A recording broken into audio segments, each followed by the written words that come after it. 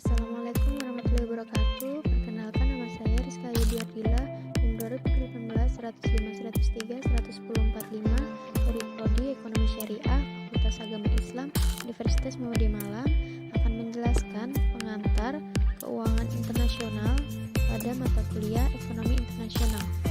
Sebenarnya apa sih keuangan internasional itu sendiri?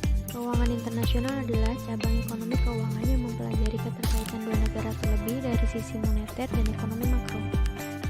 Mengapa kita perlu mempelajari keuangan internasional? Yang pertama, karena kondisi perekonomian dunia yang terintegrasi dan mengglobal. Yang kedua, karena liberalisasi perdagangan internasional. Yang ketiga, karena kemajuan teknologi komunikasi dan transportasi. Dan yang keempat, mempermudah investor melakukan diversifikasi portofolio investasi. Selanjutnya, karena munculnya resiko kurs mata uang asing. Dan juga yang terakhir, karena ketidaksempurnaan pasar. Selanjutnya adalah pasar keuangan internasional, merupakan pertemuan antara pembeli dan juga penjual yang subjeknya adalah antar negara yang bersangkutan, di mana untuk memperdagangkan produk keuangan dalam berbagai cara secara langsung antara penjual dan juga pembeli. Pasar keuangan internasional ini dibagi menjadi 5 macam pasar.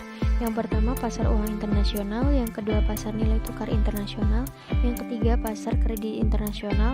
Yang keempat, pasar obligasi internasional. Dan yang kelima, pasar modal internasional. Yang pertama adalah pasar uang internasional, yang mana fungsinya sama seperti bank, yakni menghubungkan dana dari deposan kepada peminjam. Nah, motif untuk menggunakan pasar keuangan internasional ini digolongkan menjadi 3 kategori. Yang pertama, investasi, yang kedua menyalurkan kredit, dan yang ketiga adalah motif meminjam.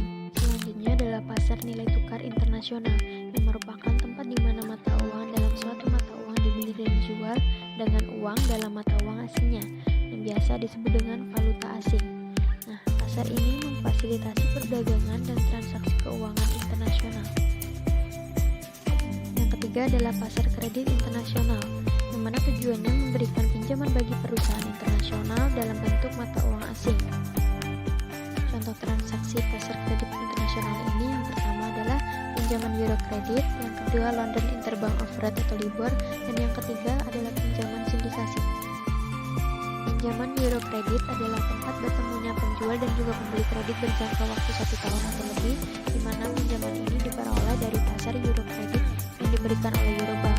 Yang kedua, London Interbank Offered atau LIBOR, di mana pinjaman suku bunga yang umumnya digunakan bagi pinjaman-pinjaman antar Eurobank, di mana tingkat suku bunganya berubah sesuai dengan pergerakan pada beberapa suku bunga pasar. Dan yang ketiga adalah pinjaman sindikasi, yang merupakan pinjaman yang diberikan oleh pihak persekutuan atau gabungan kepada seorang debitur, di mana debitur harus mengembalikan pinjaman tersebut dalam jangka waktu yang telah ditentukan dan disepakati sesuai dengan perjanjian pinjam-meminjam dengan menyertakan bunga. Selanjutnya adalah pasar obligasi internasional. Obligasi internasional ini biasa diklasifikasikan sebagai obligasi asing, yang mana obligasi asing dijual oleh peminjam asing ke negara di mana obligasi ditempatkan pada beberapa kasus.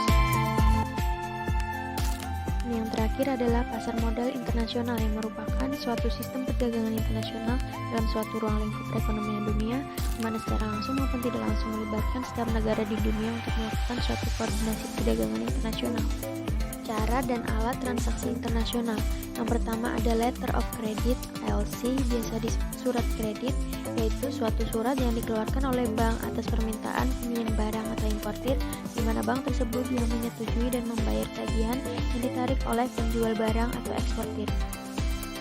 Yang kedua, cash payment atau advance payment, yang biasa dikenal dengan pembayaran di muka. Dengan cara ini, importir membayar terlebih dahulu kepada eksportir melalui perintah transfer bank. Kemudian yang ketiga, open account, atau biasa dikenal dengan pembayaran kemudian, di mana penjual terlebih dahulu melakukan pengiriman barang, setelah itu pembeli membayar melalui transfer bank ke rekening penjual. Yang keempat adalah commercial bills of exchange, atau biasa disebut dengan vessel atau trading bills, yaitu surat yang ditulis oleh penjual yang berisi perintah kepada pembeli untuk membayar sejumlah uang pada waktu tertentu di masa mendatang.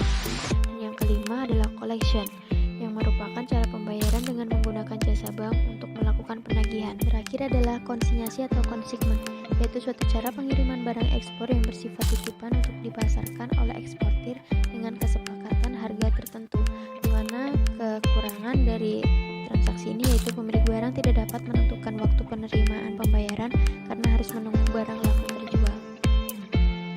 Sekian video pembelajaran dari saya. Wassalamualaikum warahmatullahi wabarakatuh.